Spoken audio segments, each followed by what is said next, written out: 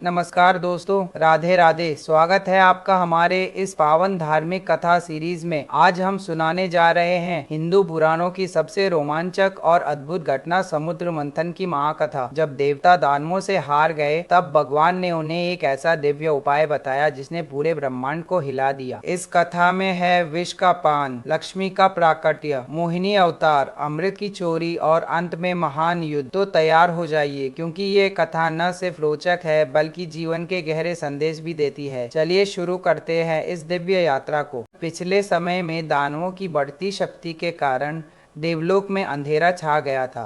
देवराज इंद्र और समस्त देवगण भयंकर युद्ध में पराजित होकर भगवान माधव की शरण में पहुंचे। भगवान माधव ने करुणा भरी दृष्टि से उन्हें देखा और बोले, हे देवताओं, चिंता मत करो, क्षीर सागर का मंथन करो, इसमें अमृत निकलेगा जिसे पीकर तुम्हें अजर अमर शक्ति प्राप्त होगी। देवताओं ने दानवों से संधि कर ली। दोनों पक्ष मिलकर काम पर लग गए। मंदराचल पर्वत को मथानी बनाया गया और महान नागराज वासुकी को रस्सी के रूप में इस्तेमाल किया गया। देवता एक तरफ और दानव दूसरी तरफ खड़े होकर पूरे जोर शोर से मंथन शुरू कर दिया। समुद्र की लहरें उठने लगी, आसमान में बादल गरजने लगे। जैसे जैसे मंथन तेज होता गया, समुद्र की गहराई से अद्भुत चीजें बाहर आने लगी। सबसे पहले समुद्र से एक भयानक और घातक विष निकला, कालकूट विष। उसकी ज्वाला इतनी तेज थी कि पूरा ब्रह्मांड कांप उठा। तीनों लोकों में हाहाकार मच गया। देवता और दानव दोनों ही डर के मारे व्याकुल हो गए। वे तुरंत भगवान माधव के पास पहुंचे। भगवान ने उन्हें महादेव शंकर के पास भेजा। सभी देवता महादेव के चरणों में गिर पड़े और प्रार्थना करने लगे, हे त्रिलोकीनाथ, सृष्टि की रक्षा कीजिए। महादेव शंकर ने करुणामयी दृष्टि से सबको देखा। देवी पार्वती की अनुमति लेकर उन्होंने वह भयंकर विष पी लिया। विष उनके कंठ में रुक गया और उनका कंठ नीला पड़ गया, इसलिए वे नीलकंठ नाम से प्रसिद्ध हुए। जब वे विष पी रहे थे, तब कुछ बूंदें उनके हाथ से छलकर पृथ्वी पर गिर गईं।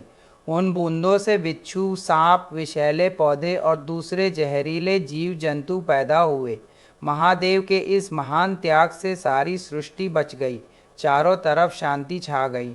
मंथन फिर से शुरू हुआ। अब समुद्र से कामधेनु गाय निकली। यह गाय ऋषि मुनियों को सौंपी गई, क्योंकि वे यज्ञ, हवन और जीवन निर्वाह के लिए दूध घी पर निर्भर रहते थे। इसके बाद एक श्वेत रंग का दिव्य घोड़ा निकला, महाबली अश्व। उसका नाम था उच्चैश्रवा। दानवराज महाबली ने उसे मांगा। देवराज ने बिना विवाद के उसे दे दिया। फिर निकला विशाल सफेद हाथी ऐरावत। उसके साथ 8 दिशाओं के रक्षक हाथी और हथनियां भी प्रकट हुई। समुद्र से कौस्तुभ मणि और पद्मराग मणि भी निकली। भगवान माधव ने उन्हें अपने वक्ष पर धारण कर लिया। मंथन जारी रहा। अब समुद्र से दिव्य रूप वाली श्रीदेवी लक्ष्मी प्रकट हुई। उनके शरीर से दिव्य ज्योति फूट रही थी। चारों ओर मंगल गान होने लगा। बादल ढोल नगाड़े बजा रहे थे। वरुण देव ने उन्हें दिव्य वस्त्र दिए। ब्रह्मा जी ने कमल दिया और विश्वकर्मा ने आभूषण प्रदान किए। श्रीदेवी ने पूरे सभा में घूमकर सभी का निरीक्षण किया। उन्होंने सोचा, यहाँ कोई भी पूर्ण नहीं है। कोई तपस्वी है लेकिन क्रोधी है, कोई विद्वान है लेकिन भोगी है, कोई शक्तिशाली है लेकिन किसी न किसी पर आश्रित है। अंत में उन्होंने भगवान माधव को चुना, जो सभी सद्गुणों से परिपूर्ण थे। उन्होंने कमल की माला भगवान को पहनाई और उनके साथ खड़ी हो गई। भगवान माधव ने भी उन्हें स्वीकार किया। गंधर्वों ने गाना शुरू किया, देवताओं ने पुष्प वर्षा की और ऋषियों ने मंत्रों का उच्चारण किया। इस प्रकार समुद्र मंथन के बीच ही भगवान माधव और श्रीदेवी का दिव्य विवाह संपन्न हुआ। फिर मंथन हुआ और मदिरा देवी वरुणी प्रकट हुई। दानवों ने उन्हें अपने साथ रख लिया। आखिरकार वह पल आया जिसका सब इंतजार कर रहे थे। समुद्र से एक तेजस्वी दिव्य पुरुष निकले। उनके हाथ में अमृत से भरा कलश था। वे थे आयुर्वेद के जनक भगवान सुधाकर, धन्वंतरी। जैसे ही दानवों ने अमृत का कलश देखा, वे लालच में भर गए। उन्होंने सारी मर्यादा तोड़ दी और कलश छीन लिया। देवता निराश होकर भगवान माधव के पास गए। भगवान ने मुस्कुराते हुए कहा, चिंता मत करो, मैं अपनी माया से सब संभाल लूंगा। दानव आपस में लड़ने लगे कि अमृत सबसे पहले कौन पिएगा। भगवान माधव ने एक अत्यंत सुंदर स्त्री का रूप धारण किया, मोहिनी। उनकी सुंदरता देखकर दानव मोहित हो गए। मोहिनी ने मधुर स्वर में कहा, मैं इस कलश को बांट दूंगी, लेकिन मेरी शर्त माननी होगी। दानव अपनी लालच में सहमत हो गए। मोहिनी ने पहले देवताओं को अमृत पिलाना शुरू किया। एक दानव जिसका नाम ग्रहण था चालाकी से देवताओं की पंक्ति में बैठ गया। सूर्य और चंद्र ने उसे पहचान लिया। भगवान ने सुदर्शन चक्र से उसके सिर को धड़ से अलग कर दिया, लेकिन अमृत की एक बूंद उसके गले तक पहुंच चुकी थी, इसलिए उसका सिर अमर हो गया। ब्रह्मा जी ने उसे ग्रह का दर्जा दिया। आज भी पूर्णिमा अमावस्या को वह सूर्य चंद्र को ग्रसने की कोशिश करता है। जब सारा अमृत देवताओं ने पी लिया, तब भगवान माधव ने अपना असली रूप दिखाया। दानव क्रोध से भर गए और भयंकर युद्ध शुरू हो गया। अमृत पीने के कारण देवताओं में अपार शक्ति आ गई। लंबे और भयानक युद्ध के बाद दानवों की पराजय हुई। इस पावन कथा से हमें सीख मिलती है कि भगवान की लीला अनंत है। वे अपने भक्तों की रक्षा के लिए हर रूप धारण कर लेते हैं। हे प्रभु माधव, जैसे आप गोकुल में माखन चुराते हैं, वैसे ही हमारे हृदय चुरा लीजिए और अपने चरणों में स्थान दीजिए। आपकी कृपा जिस पर होती है उसका जीवन पवित्र हो जाता है। जो श्रद्धा से इस कथा को सुनता है उसके जीवन से दुख, अज्ञान और बाधाएं दूर होती हैं। अंत में हम भगवान श्री कृष्ण की स्तुति करते हैं। वासुदेव सुतन देवं कंस चाणूर मर्दनम देवकी परमानंदं कृष्ण वंदे जगदत गुरुम। इस कथा का यही समापन होता है। अगले एपिसोड में और भी अद्भुत लीलाएं सुनेंगे। हरिये राधे राधे। जय श्री माधव।